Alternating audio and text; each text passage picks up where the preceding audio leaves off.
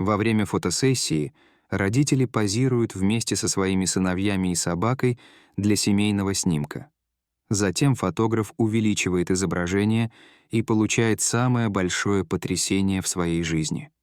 Альбина осматривала сцену перед собой, поправляя ремешок фотоаппарата на плече. В нескольких шагах от них родители позировали со своими сыновьями, выстроившись в идеальную линию, а их золотистый пес покорно сидел у их ног. «Еще пару снимков!» — радостно воскликнула Альбина. «Наклонитесь немного ближе, мама и папа. Замрите на секунду, ребята. Идеально». Она быстро сфотографировала семью в лучах заходящего солнца. Ребята весело улыбались, в то время как их родители смеялись. Альбина просмотрела несколько фотографий. Ей всегда нравилось просматривать их во время фотосессии. Однако на этот раз она ахнула, когда еще раз просмотрела фотографии. Она нерешительно провела пальцем по экрану, не отрывая глаз от изображений. «Всё в порядке?» — наконец спросила мать, заметив, что что-то не так. В ее голосе слышалось беспокойство. Альбина заставила себя улыбнуться, когда внезапно подняла глаза и сказала: «Да, всё действительно хорошо. Я просто хотела убедиться, что освещение правильное». Однако она больше не обращала внимания на освещение. Она настраивала камеру, в то время как в животе у нее урчало. Ее пальцы слегка дрожали, когда она, прищурившись, смотрела на маленький цифровой экран. Она поднесла камеру к глазам и сделала еще один снимок, на этот раз сосредоточив внимание на том месте, которое привлекло ее внимание. Изображение вспыхнуло на экране, как только щелкнул объектив. Ее мысли заметались. Может быть, на объективе было пятно?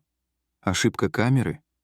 Ее руки автоматически потянулись за салфеткой, но эта деталь все равно была видна, когда она подняла камеру и сделала еще один снимок.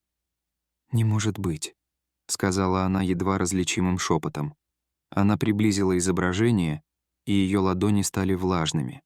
Странность стала более явной и очевидной. Это было нелогично. «Извините, мы можем еще кое-что сделать?» — спросила Альбина и провела реорганизацию семьи, скрывая при этом растущий дискомфорт. На этот раз ее действия были механическими.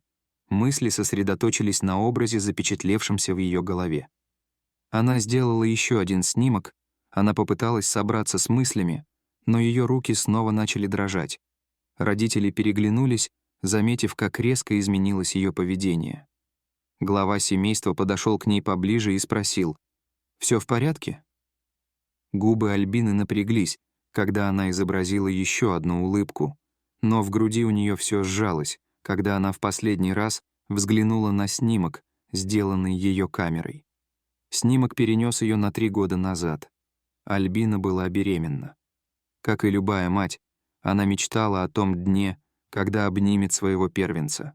Когда, наконец, пришло время, и она взяла на руки своего ребенка, она никогда не испытывала такого волнения. Альбина отчетливо помнила каждую деталь, даже нежный плач, в котором, казалось, таился целый мир обещаний, тяжесть младенца у нее на руках и его маленькие пальчики, обхватившие ее руку. Однако это счастье внезапно улетучилось. Медсестры унесли ее сына в детскую для обычного обследования, и Альбина заснула чутким сном. Кошмар начался, когда она проснулась. В больнице царил беспорядок. Врачи и медсестры в панике сбились в кучку, избегая смотреть на нее, и перешептывались между собой. Когда появилась полиция, она поняла, что что-то не так.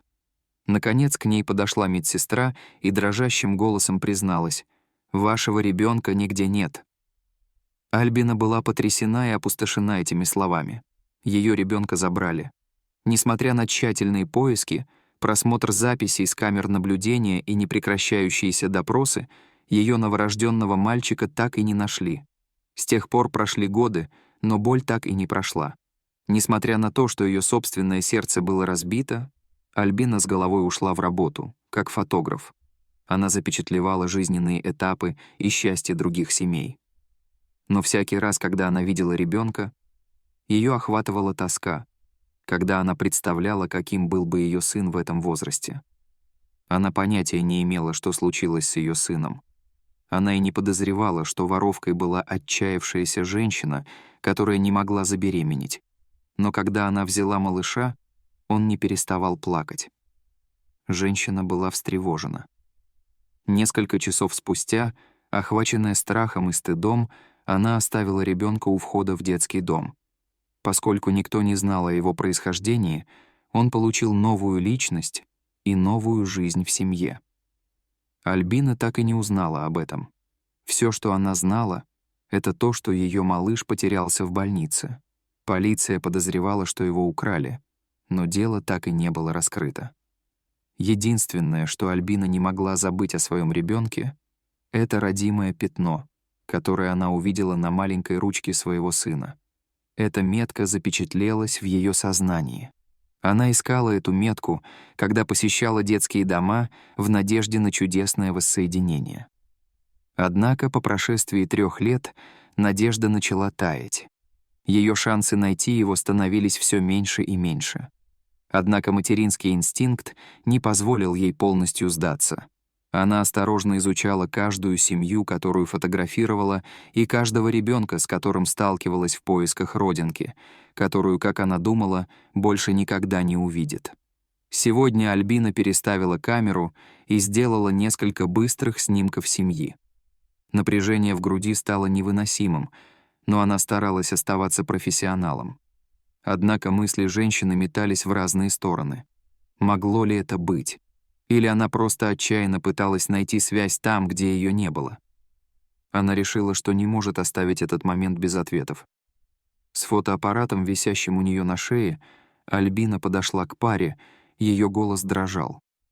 С напряженным, но с доброй улыбкой она спросила: «Извините, это может прозвучать немного странно, но сколько лет вашему младшему сыну?» Миссис Джерард, мать мальчиков, склонила голову набок. Она тепло улыбнулась и ответила: «Ему всего 3 года». Альбина почувствовала, как ее сердце забилось быстрее. Это не могло быть простым совпадением.